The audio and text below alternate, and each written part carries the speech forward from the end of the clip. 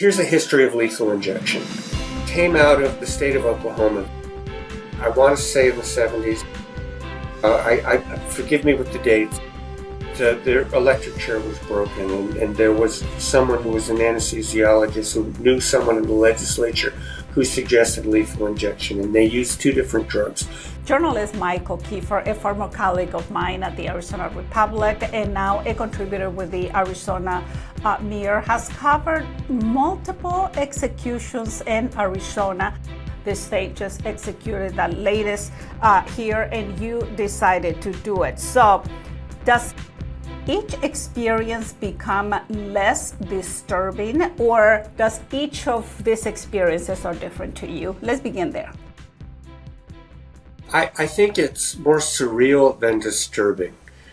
The execution last week, or the week before last, I had warned some of the people, one of the guards that was escorting us. She was sort of surprised afterwards when I asked her if she's all right, and she thanked me. And I said, well, you know, it sneaks up on you. The first time you see it, it's sort of disturbing, because in the sense that you say, what did I do? Because it looks like nothing. You know, you have a person sitting on, laying on a gurney, mostly covered up, and they often don't look. They may look over at to see who the spectators are.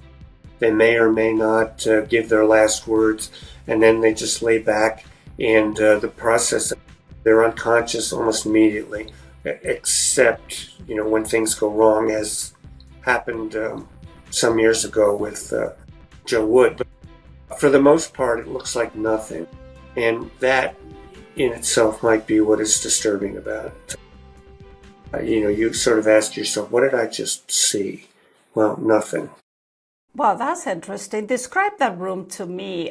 You have mentioned before that it's very small, relatively small. So what kind of people get to witness this, the executions? I know reporters like yourself have done it, but who else is in that room, and how is the setup? Well, the room I would guess there's room for about 20 people. It's sort of like a little theater in that it's it goes upward. In the back of the room, there's sort of like a window with blinds on it. That's the gas chamber. Then on the other side of the room, there's a window that is like the whole length of the room. I'd say maybe it's 15, 20 feet across. The people are sort of there. There are 3 or 4 different groups that are allowed to come. There are the reporters. There are supposed to be 5. Under the current administration, they haven't had 5 people. According to the protocol, it's supposed to be 1 person from a wire service, 1 person from a newspaper, 1 from TV, 1 from radio, and then the 5th is sort of a wild card from the area, from the county where the murder took place. The last one was not there as a journalist. I was there at the invitation of the person being executed. So let me go back there. There are people from the state, the county attorney and the attorney general are there. There are other official-looking people. We don't really know who they are. There are the people, the journalists, and then there are the people who are invited by the person who is going to be executed.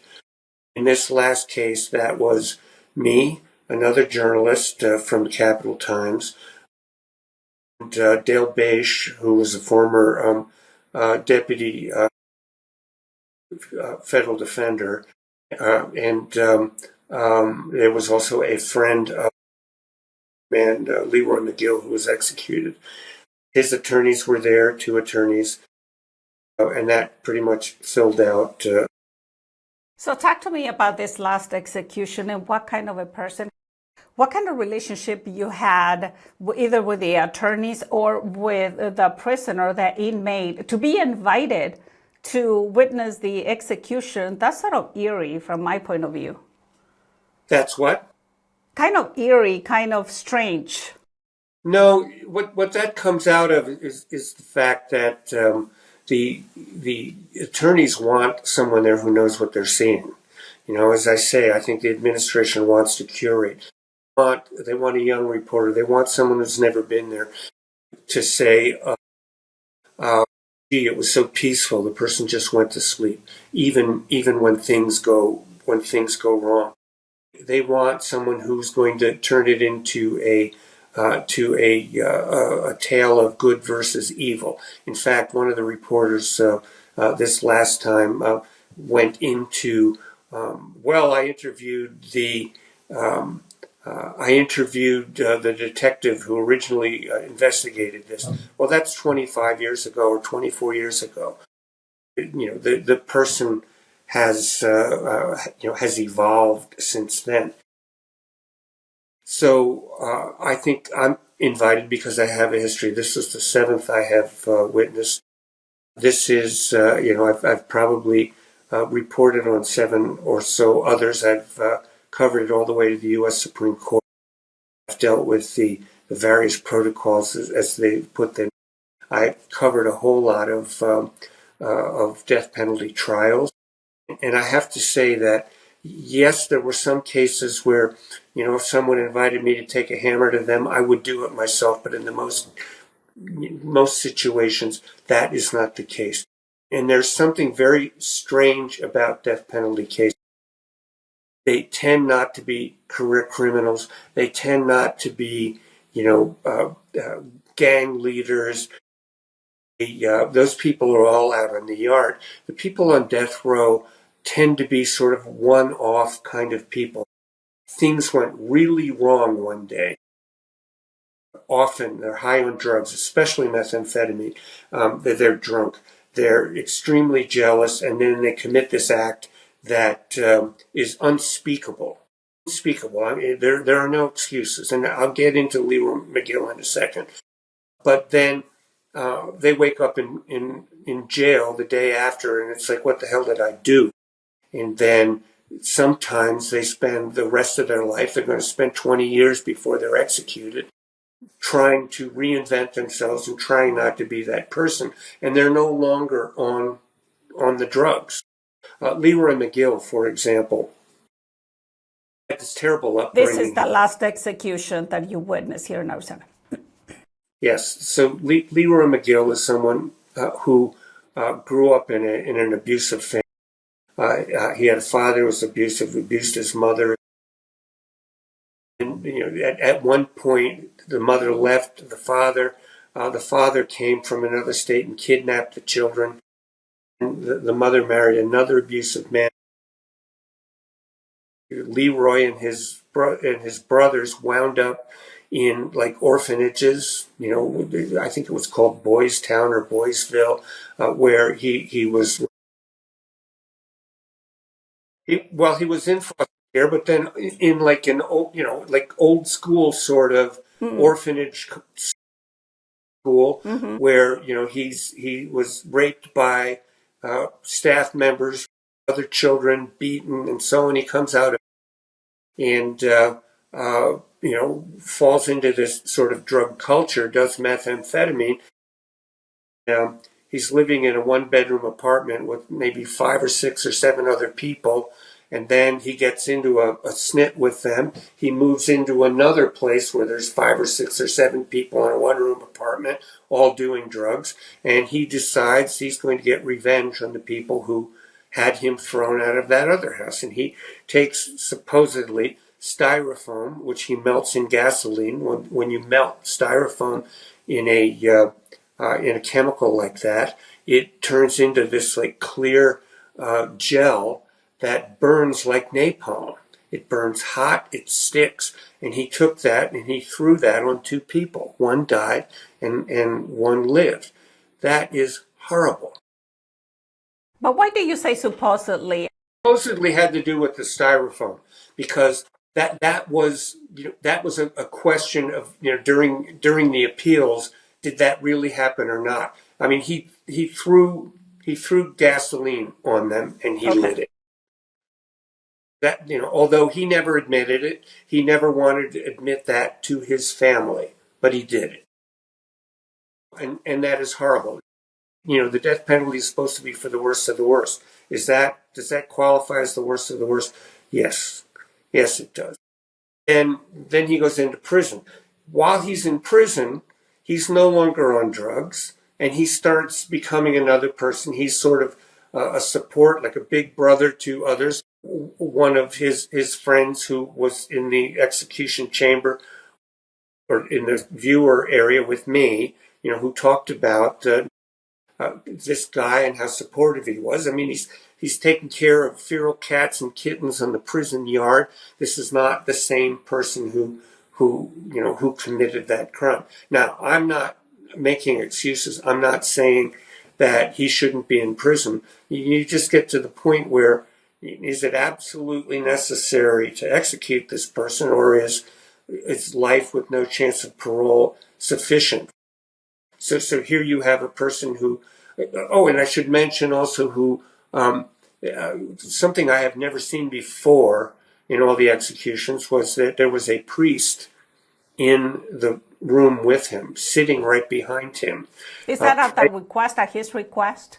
At his request. Okay. That is a fairly recent thing that now you can have a spiritual advisor. And so the two of them were praying. And I think of this with regard to a serial killer years ago, Dale Hausner, who we called him the serial shooter, and he was sentenced to death. He killed himself before they had a chance to execute him. But I remember writing a story about him taking Bible study, and there was an Episcopal priest who then sent me an email saying, "How dare this man talk about religion after he killed all these people?" And my thought was, if you don't find religion at that point, then when? never will. Exactly. St. Paul was a murderer, if I'm correct. Is there no redemption? I just don't get it. Has that changed since you witnessed the first execution, your belief in the death penalty, or that has stayed sort of the same? I have always said that the less you know about the death penalty, the stronger are your beliefs for or against. I would start first with the trials. People are committing horrible things, and you're watching them on the stand, perhaps, and you can sort of read whether they've repented or if they regret their decisions or if there's anything redeemable. You can see that. So over the years, the many things I've covered. For example, how do you kill them? The protocols, you mean? Well, the protocols. Once upon a time we hanged people, and when you hang them, things happen. The heads pop off, their necks stretches, they ejaculate, the eyes bug out. Okay, that's horrible to watch, right? The electric chair, burn. There's a stench. The gas chamber, you see people choking. So they invent lethal injection, where it makes it look like they're just going to sleep. Well, then, there were problems in acquiring the drugs. The pharmaceutical companies don't want to sell. They make these drugs to cure people. So now they become known for making the drug that they used to kill people. This is not really great marketing. The pharmaceutical companies don't want to do it. They have trouble finding drugs. It's a mess. It's expensive. The cost of a capital trial, first-degree murder case that is non-capital, when they did a survey, a cost analysis in 2016, cost, I want to say, $20,000. And then if you had someone who initially was a death penalty case that they pleaded out, it jumps up to maybe $50,000 to defend. And then when you go to trial and you don't get a death penalty, you're talking about $500,000 to defend. And if you do get a death penalty, it's $1 million. That was in 2016. So the prices have gone up. And then you have, instances where people are acquitted. People their sentences are commuted. The second execution I saw, the man had been, they had only done DNA testing in the weeks before his execution. DNA is a relatively new thing. So if you have someone who committed a murder in the 1970s, there was no DNA testing. So here he was executed in 2010, and they had done DNA tested. testing in the victim's pants, and they found blood and semen from two different men. Neither of them him. And so he walked out free. No, they executed him. Okay, so your point here is that he didn't do the killing. He might have known who did, but wouldn't tell anybody. and yet he was executed. So you can And he execute was executed. And right after innocent the people. execution, and I won't mention any names, but we had one Maricopa County attorney who was outgoing and one who was incoming, and I talked to both of them in the parking lot afterwards and raised this issues, and their eyes glazed over, and they just said, I feel that justice has been done. Well, was it really? You know, Was it? I mean, I guess that's a question for you because I'm not sure people care about how much it cost to execute someone because you're talking about justice, and we can talk justice in a little bit. But you were talking earlier about the protocols because Arizona paused death executions precisely because they made a mess out of one execution, and now they resumed that. And now you're witnessing that again. Are you confident that they already fixed all those problems? And can you remind us again what was the problem that caused this thing to pause? Absolutely not. Am I convinced? No. Okay.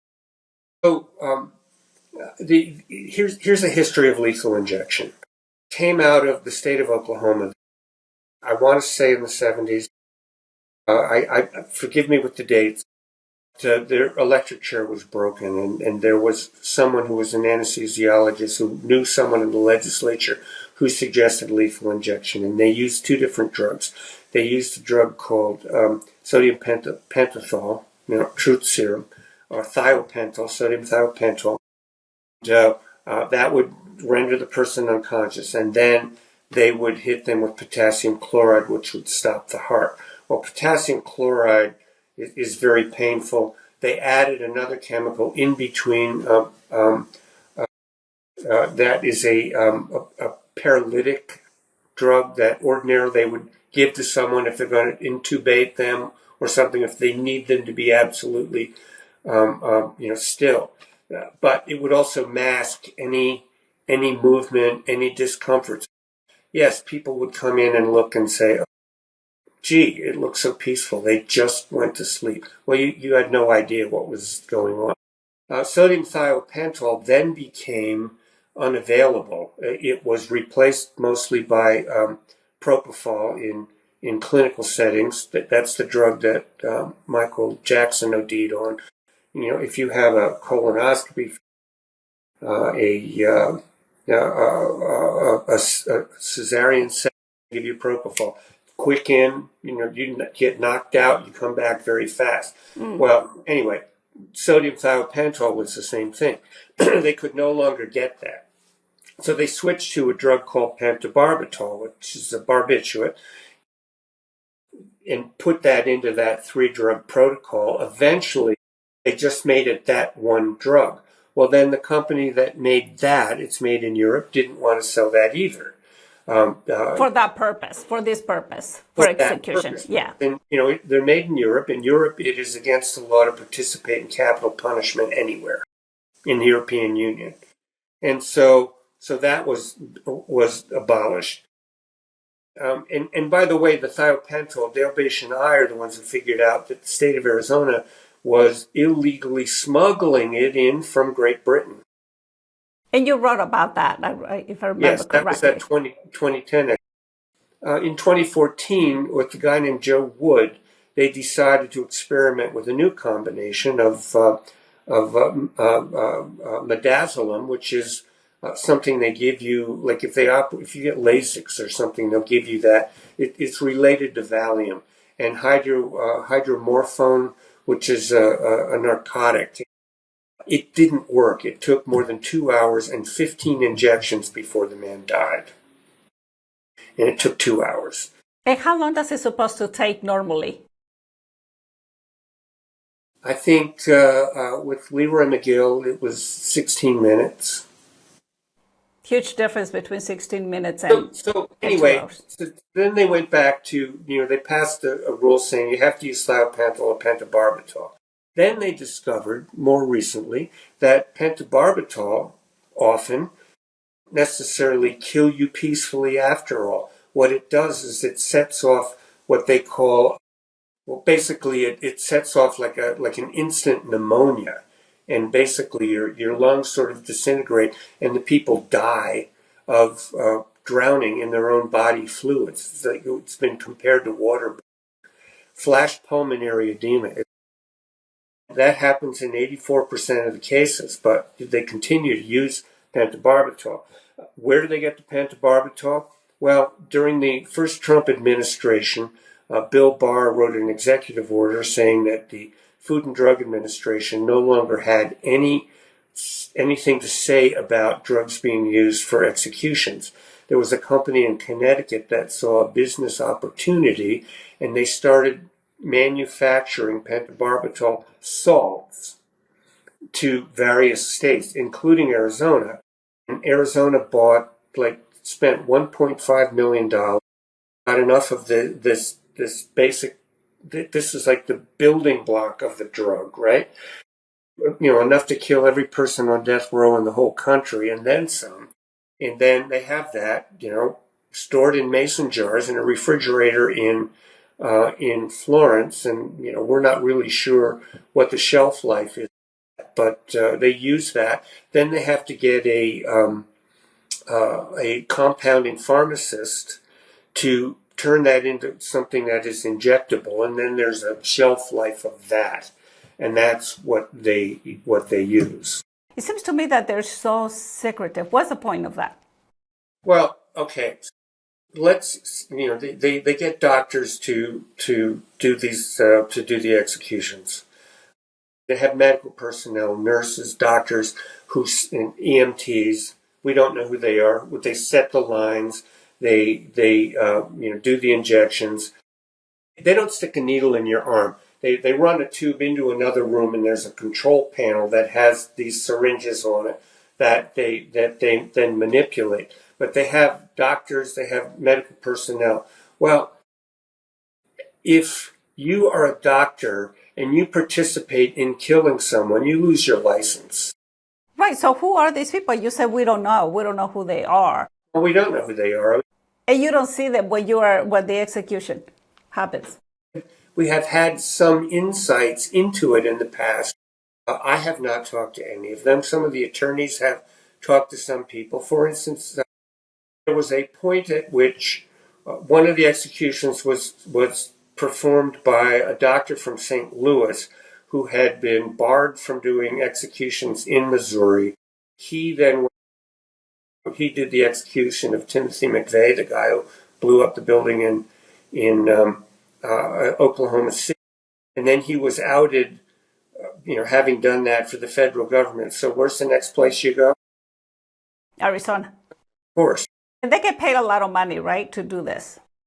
I want to say the number $18,000 comes in my mind. I mean, it's quick cash.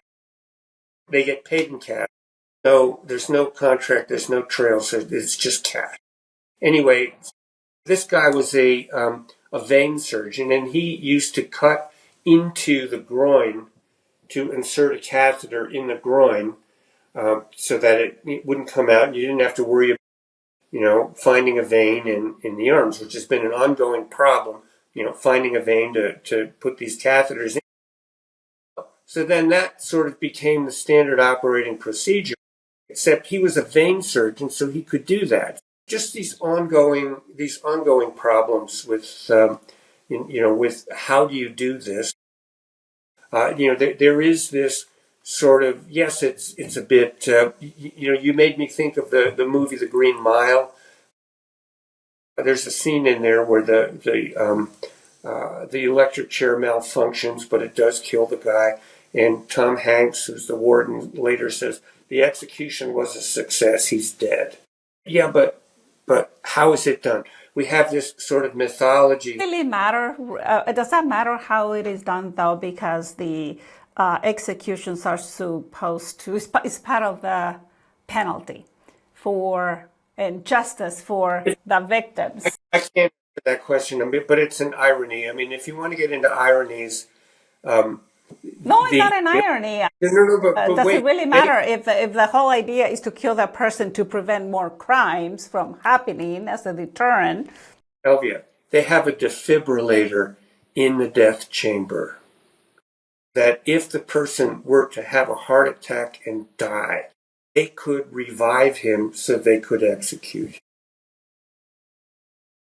What does that tell you about the whole system of death penalty here in That Arizona? is stupid. I've just come to think that it's worthless. And I've covered this, like, as I say, from the legal aspect, from the trials, from the executions, how they perform the executions, and I've watched them. They turn it into a ritual. Because of the mistakes that have happened in the past, the defense attorneys have had more and more, have demanded more and more access. You see the person walked into the gurney, to where the gurney is. You see it there are two cameras up above the window. And you see the person strapped to the gurney. Then you see another team come in and set the lines. And then the curtain opens. And then you see the person there. And then the person can, either look straight up. Sometimes they look to the side to see who's there. The first time I went, the guy on the table turned to me and he nodded like that, and I thought, he can't see me. And then he did it again, and I realized he could see me, and I nodded back, and then he moved on to look, and that was unsettling. But I realized later that he's just making human contact in the last minutes of his life.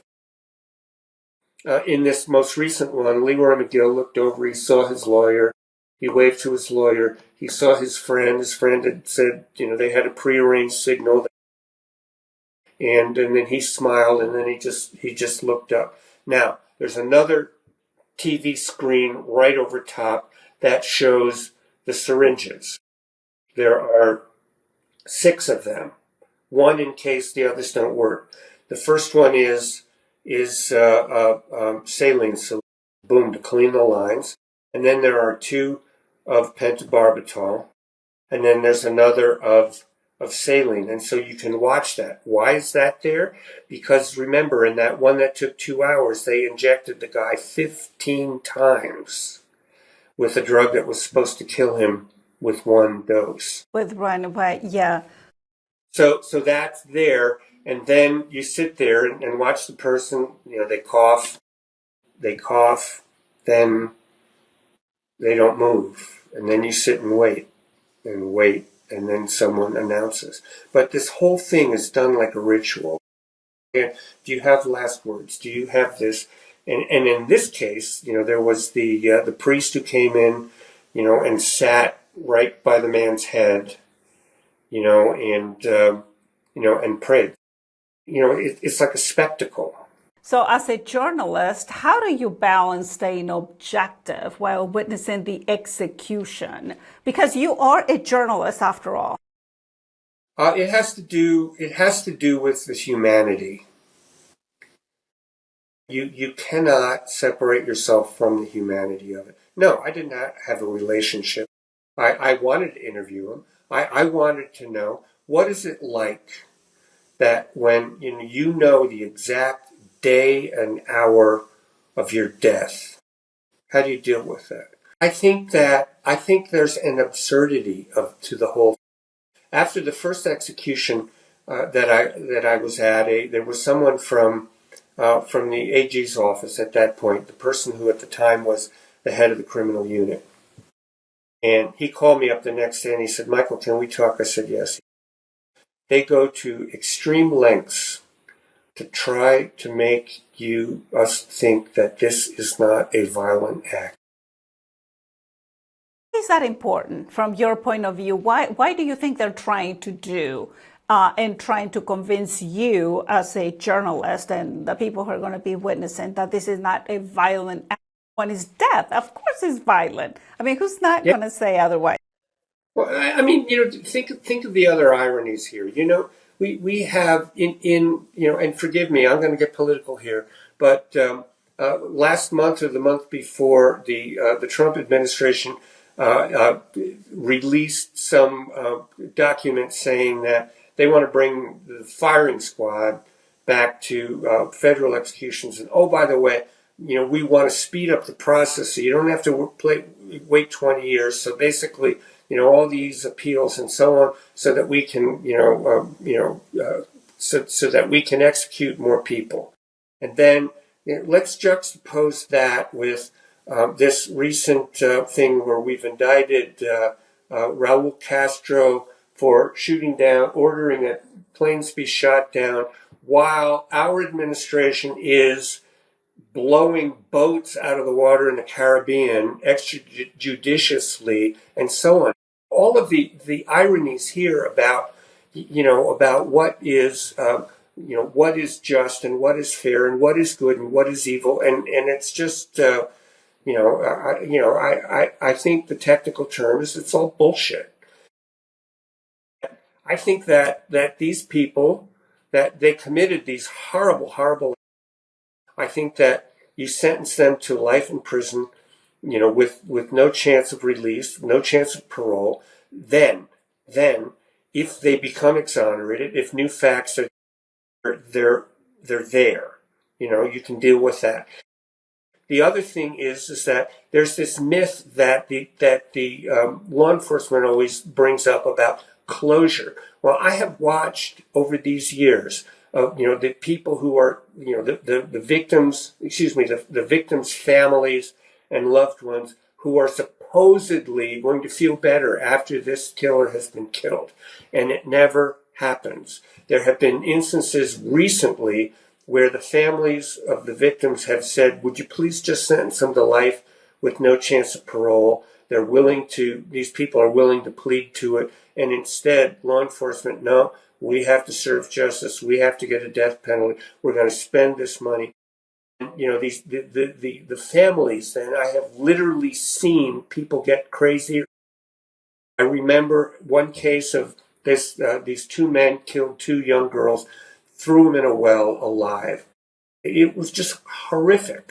One of them, the person who had instigated all of this, was given a 20-year sentence, and he was out by the time the other guy, who just happened to be along, was executed. So the mother of one of these girls I was interviewing, and she seemed very, very sane and very there, and she was very understanding and very calm. The closer it got to the execution, the crazier she got till the execution. And then after the execution, do you feel better? No. And I have seen this. Many times, over, yeah. where it's like, you wait for 20 years. If the person is sentenced to life with no chance of release early on, boom, they can go on with their lives. Instead of waiting 20 Yeah, years, I see what you're saying. to have to go through this every time there's an appeal and so on. Now, let me tell you about closure. And this moved me, and this stuck with me.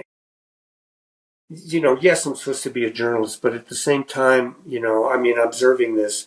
Well, you're not supposed to be a journalist. You are a journalist. No, but I'm saying this notion that journalists are supposed to pretend they don't care about anything I see. Yeah. is nonsense. I taught journalism for years and years, and I always told my students, if you're crying during an interview, don't worry about it. If you're crying when you're writing it, people will cry when they read it. So there was a case of two teenagers on the west side of Phoenix who robbed a sandwich shop, Subway sandwich shop. There were two boys who worked there. They were all like 16. And the boys working behind the counter recognized the other boys. They were killed with an AK.